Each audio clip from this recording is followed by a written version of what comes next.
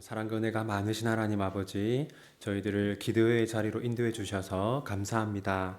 하나님 말씀을 통해 우리를 향하신 은혜를 알게 하시고 하나님의 뜻을 알게 하시고 무엇을 기도해야 하는지를 깨우쳐 주십시오. 이 저녁에 저희가 함께 마음을 모아 기도할 때 들으시고 응답하여 주십시오.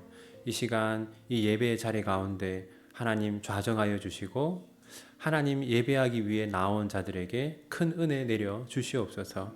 예수님의 이름으로 기도합니다. 아멘. 오늘 함께 나눌 말씀은 마가복음 5장 21절부터 43절까지 말씀인데요. 21절 말씀을 우리가 함께 읽도록 하겠습니다. 마가복음 5장 21절 말씀 우리 함께 읽겠습니다. 예수께서 배를 타시고 다시 맞은편으로 건너가시니 큰 무리가 그에게로 모이거늘 이에 바닷가에 계시더니. 아멘. 예수님이 배를 타고 건너가셨다 하잖아요. 그죠?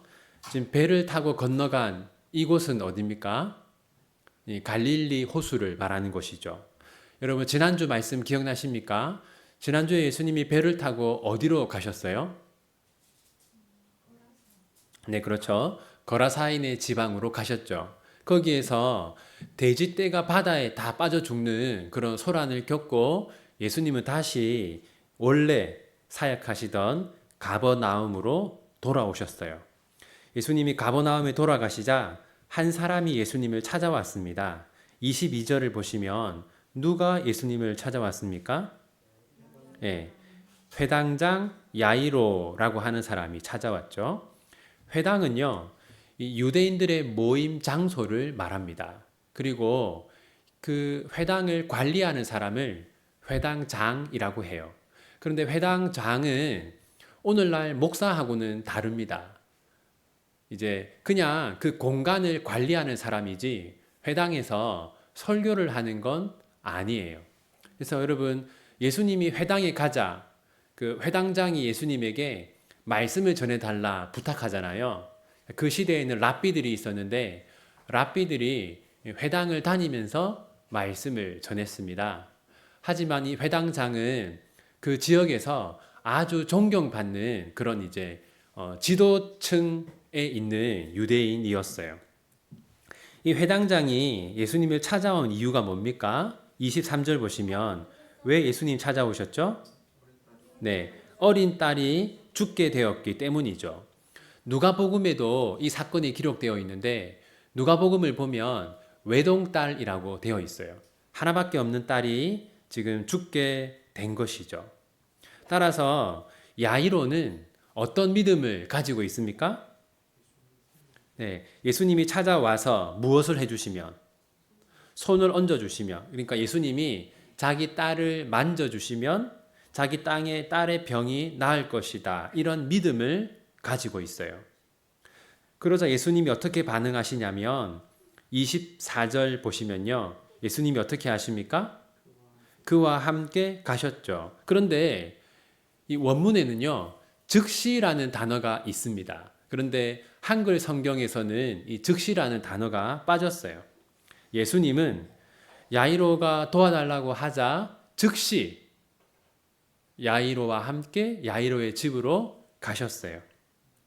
그런데 그때 예수님과 함께 있던 큰 무리 중에 어떤 사람이 있었습니다. 25절을 보면 어떤 사람이 있었어요? 네, 12해를, 그러니까 12년 동안 혈루증을 앓아온 여인이 있었어요.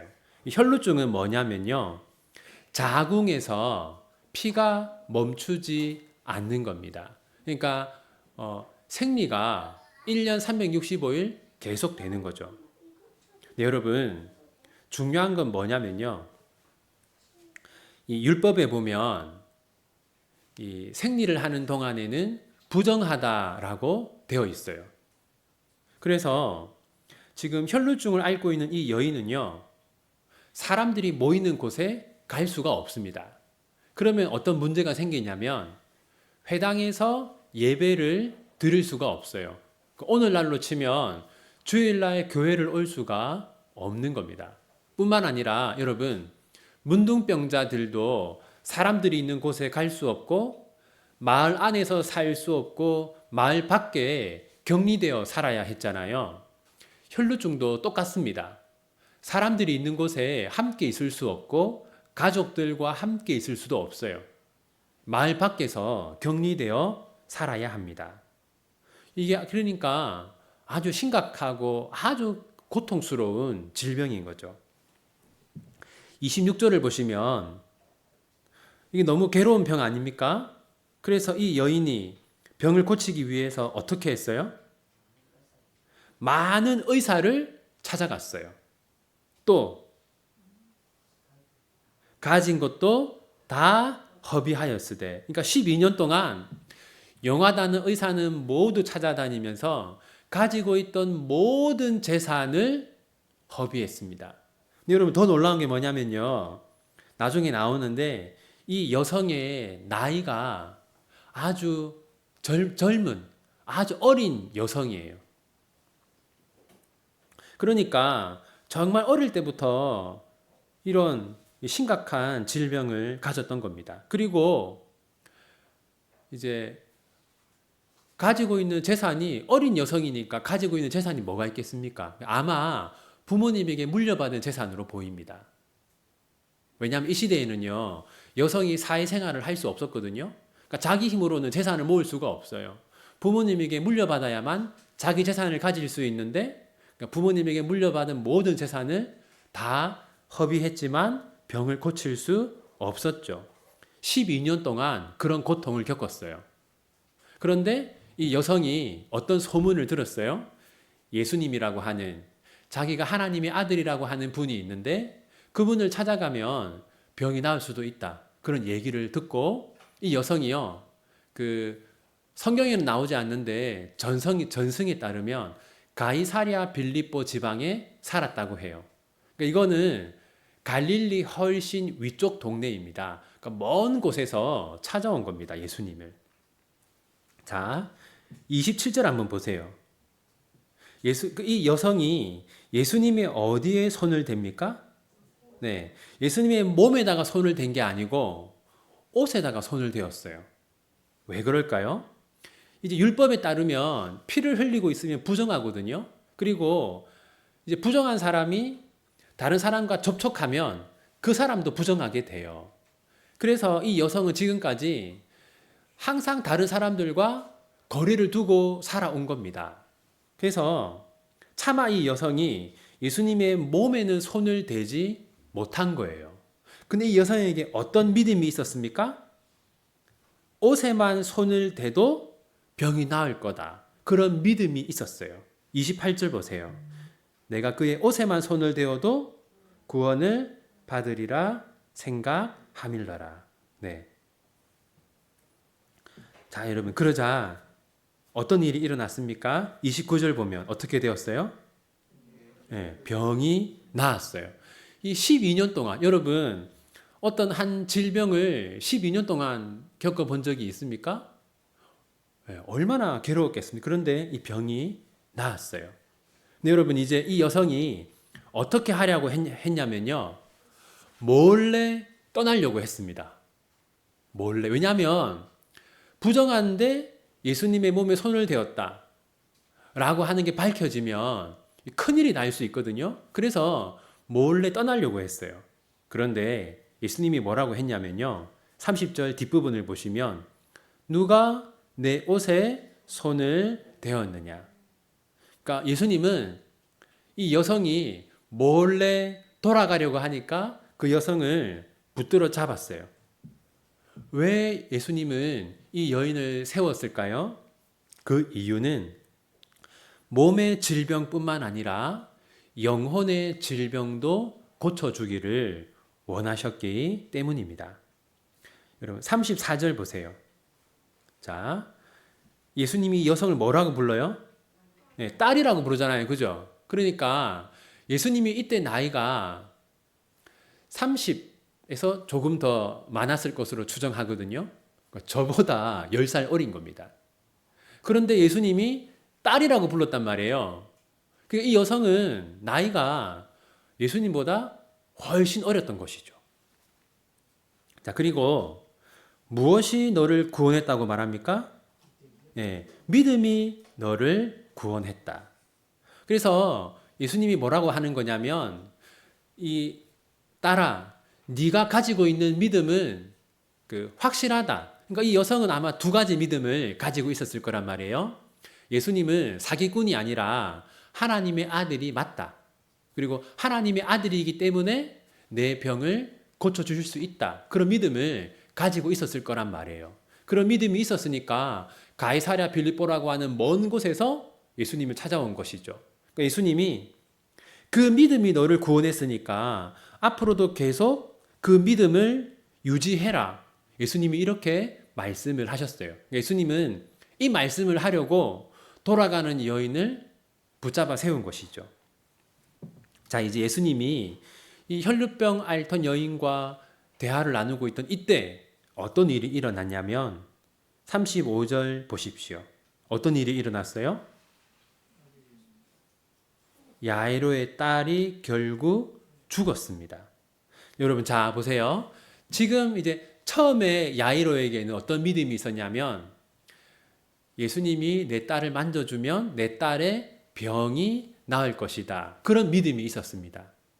이제부터는 어떤 믿음이 필요합니까? 예수님이 죽은 내 딸을 살려주실 것이다 라는 믿음이 필요해요. 근데 여러분, 이 병을 고치는 믿음과 죽은 자가 살아나는 것에 대한 믿음은 완전히 다르잖아요. 그러니까 처음에 야이로가 예수님을 찾아왔을 때는 예수님이 내 딸의 병을 고쳐줄 것이다. 그런 믿음을 가지고 찾아왔단 말이에요. 근데 지금은 죽은 내 딸을 살려줄 거다라는 그런 믿음은 생기지가 않는 겁니다. 왜 어떻게 알 수 있냐면 36절 보세요. 예수님이 뭐 하지 말라고 합니까? 네, 두려워하지 말라고 하죠. 그러니까 이거는 그때 야이로에게 큰 고통이 있었음을 보여주는 겁니다. 아, 우리 딸이 살아만 있었으면 예수님이 고쳐주셨을 텐데 이제 죽었으니까 다 끝났다. 그렇게 생각을 했던 것이죠. 그래서 예수님이 뭐라고 하냐면 두려워하지 말고 믿어라. 그러니까 죽은 자도 살릴 수 있다는 믿음을 네가 가져야 한다. 그렇게 말하는 겁니다. 그 다음 37절. 이때 수많은 사람이 예수님을 따라가고 있었거든요. 예수님이 누구만 데려가셨어요? 베드로, 야고보, 요한. 네. 이 세 명만 데려가셨습니다.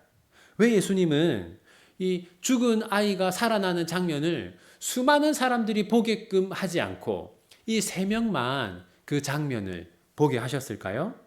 두 가지 이유가 있을 것으로 보이는데요. 첫 번째는 그 여자아이가 사람들의 구경거리가 되는 걸 예수님은 원하지 않았을 거예요. 그리고 두 번째는요. 죽은 자가 살아나는 건 너무나 놀라운 일이 아닙니까? 그러면 어떻게 되겠어요? 이게 소문이 나면. 이스라엘에 있는 수많은 사람들이 병 고쳐달라, 죽은 사람 살려달라 찾아오지 않겠습니까? 그럼 예수님의 복음 사역에 심각한 차질이 생기는 거예요. 그래서 예수님은 3명만 데려갔습니다. 다음 39절 보십시오. 예수님은 이 죽은 여자아이가 무엇을 하고 있다고 말하세요? 자고 있다. 그러니까 여러분, 예수 안에서 죽은 자들은 긴 잠을 자는 겁니다. 그러자 사람들이 어떻게 반응했냐면요. 40절을 보면 사람들이 어떻게 했어요? 비웃었습니다. 그러니까 예수님이 병든 자는 고쳐줄지 몰라도 죽은 자는 살릴 수 없다고 예수님 그렇게 생각했던 것이죠. 그러자 예수님이 어떻게 하십니까? 40절 보면 그들을 다 내보내셨어요. 그러니까 다 쫓아낸 것이죠. 믿음이 없는 너희는 이 죽은 자가 살아나는 광경을 볼 자격이 없다라고 하면서 다 쫓아났어요. 그리고 42절 보세요. 어떤 일이 일어났습니까? 소녀가 곧 일어났죠. 그리고 일어나서 뭐 했어요? 걸었습니다. 이건 무슨 말이냐면요. 이 여자아이가 병으로 고통받다가 죽었잖아요. 그런데 다시 살아났을 때는 그 병이 어떻게 된 거예요? 다 나은 것이죠. 그러니까 이것은 어떤 점에서 부활을 우리에게 일부분 보여준 겁니다. 우리가 지금은 몸과 마음에 많은 고통이 있잖아요. 병이 있고. 근데 우리가 부활했을 때는 어떤 몸으로 태어납니까? 우리 몸의 모든 질병이 사라진 상태로 부활해요. 오래전 그 중국에서 사역하던 한 미국인 선교사님이 결국 암으로 죽었는데요. 그때 그분이 뭐라고 했냐면, 하나님이 나에게 죽음을 주시는 것은 나의 암을 고쳐주시기 위해서다. 그런 얘기를 했어요. 왜냐하면 죽었다가 깨어나면 어떻게 돼요? 그 암이 깨끗하게 나아 있을 테니까. 34절 보시면요. 예수님은 그 광경을 본 사람들에게 무엇을 하지 말라고 합니까? 네. 이 죽은 아이가 살아난 것을 소문내지 마라. 왜냐하면 물론 예수님이 병을 고쳐주는 것도 중요하지만 그것은 예수님 사역의 핵심이 아니기 때문입니다. 자, 이제 오늘 본문이 우리에게 주는 교훈들을 생각해 봅시다. 첫 번째는요. 예수님은 우리의 어려움에 관심이 있으시다라는 겁니다. 회당장 야이로가 예수님을 찾아와서 자기 딸을 고쳐달라라고 했을 때 예수님은 어떻게 했습니까? 즉시 야이로와 함께 가셨어요. 예수님은 야이로의 그 어려움을 즉시 해결해 주기를 원하셨던 것이죠. 하나님은 우리의 어려움을 해결해 주기를 원하십니다. 예수님은 우리의 아픔과 고통에 무관심한 분이 아닙니다. 두 번째는 때로는 고통의 기간이 몹시 길어질 수 있습니다. 여러분, 이 혈루증 걸렸던 여인은 몇 년 동안 고통받았어요? 네, 12년 동안 고통받았어요. 너무나 긴 시간이죠. 우리는 어떤 어려움이 있을 때 이 어려움이 어서 빨리 지나가기를 원합니다. 그런데 하나님의 시간은 우리의 시간과 다를 수가 있어요. 우리는 하루 만에, 일주일 만에 해결되기를 원하지만 어쩌면 하나님은 훨씬 더 긴 시간을 생각하실 수도 있습니다. 세 번째는요, 고난에는 이유가 있다라는 겁니다.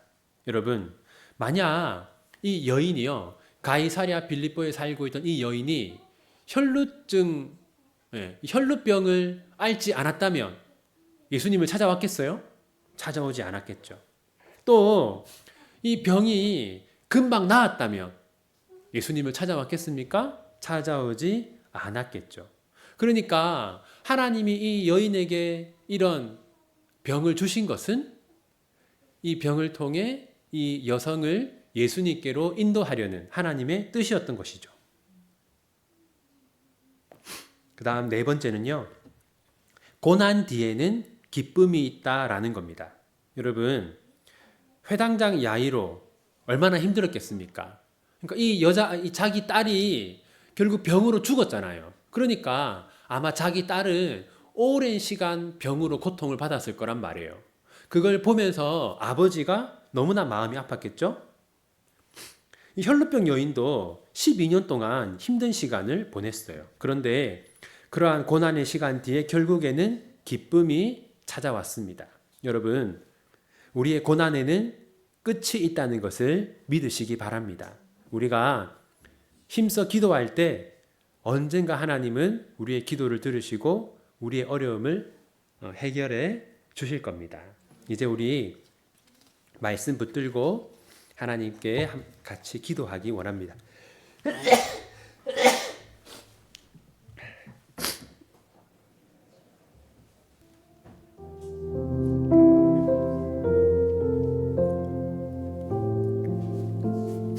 여러분, 오늘 본문에는 고난당하는 사람들이 등장합니다. 회당장 야이로, 그리고 혈루증 앓았던 여인. 우리 교회에도 참 힘든 시간을 보내고 있는 분들이 많습니다. 오랫동안 고난의 시간을 보내고 있는 분들이 많습니다. 하나님께서 혈루증 앓던 여인과 회당장 야이로의 고난을 끝내시고 그들에게 기쁨을 주신 것처럼 우리 비전교회 안에도 힘든 시간을 보내고 있는 성도들, 이제 하나님께서 그 고난의 시간이 다 지나가게 해주시고 고난 끝에 찾아오는 그 위로와 기쁨과 은혜가 우리 성도들의 삶에 가득하게 해달라고 우리 함께 마음을 모아서 기도하기 원합니다. 기도합시다.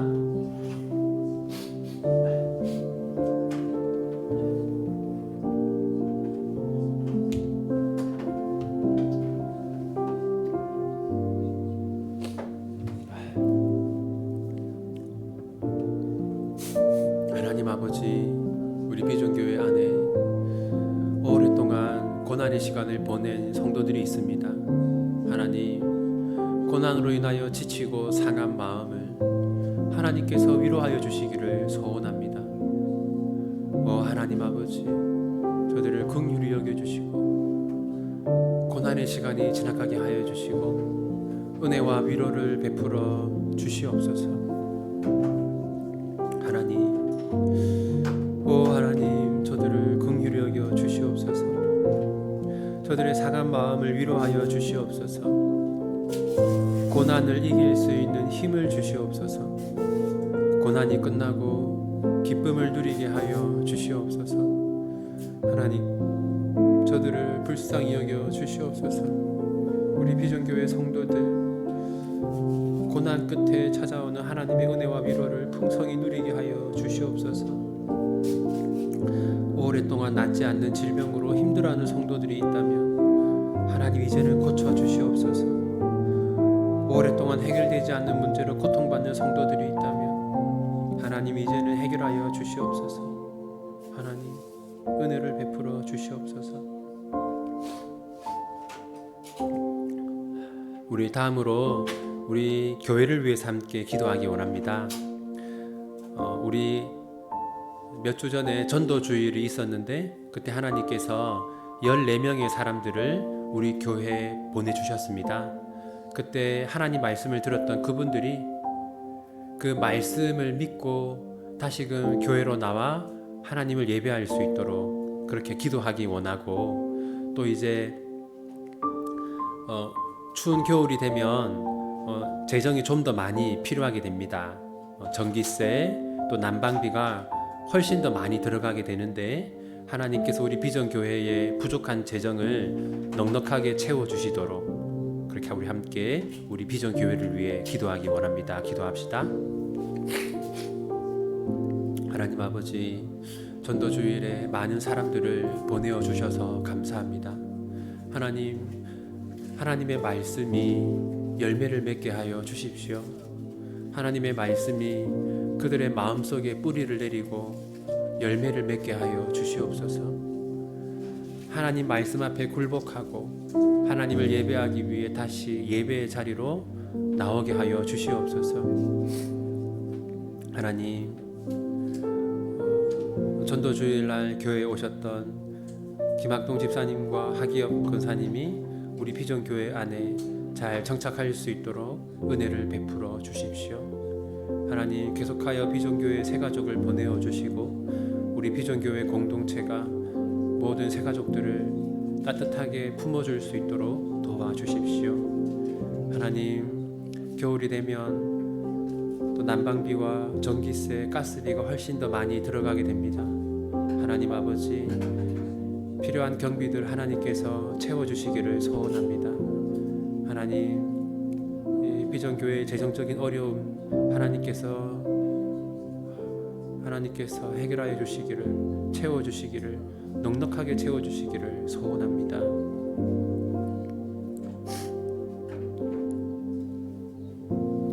우리 다음으로 우리가 후원하는 개척교회를 위해서 기도하기 원합니다. 우리가 일상누림교회 조장훈 목사님 교회를 후원하고 있는데요, 얼마 전에 통화를 했는데 최근에 두 가정이 또 교회를 떠나는 일로 인하여서 목사님 마음이 많이 힘들다는 그런 얘기를 하셨습니다. 우리 일상누림교회와 또 조장훈 목사님의 사역 가운데 하나님께서 은혜를 더해 주시도록, 그리고 이 일상누림교회가 영적으로 또 재정적으로 참 넉넉한 풍성한 교회가 되게 해달라고 우리 일상누림교회 조장훈 목사님, 또 조장훈 목사님의 가족들을 위해서 함께 기도하기 원합니다. 기도합시다. 사랑과 은혜가 많으신 하나님 아버지, 일상누림교회를 기억하여 주십시오. 건강한 교회를 세우기 위해 어려운 환경 속에서 개척을 하고 목회를 하고 있습니다. 우리 조장훈 목사님의 사역 가운데 힘을 주시고 열매 맺게 하여 주시옵소서. 너무나 척박한 환경에서 사역을 하고 있습니다. 하나님 아버지, 힘을 더하여 주십시오. 하나님 아버지, 조장훈 목사님 영적으로 더 강하게 하여 주시고 늘 성령 충만케 하여 주시고, 하나님 아버지, 건강한 교회를 세우려고 하는 그 꿈을 하나님께서 이루어 주시옵소서. 하나님 아버지, 하나님 아버지 은혜를 베풀어 주시옵소서. 오 하나님 새 힘을 주시옵소서. 영적으로 재정적으로 여러모로 넉넉하고 풍성한 교회가 되게 하여 주시옵소서.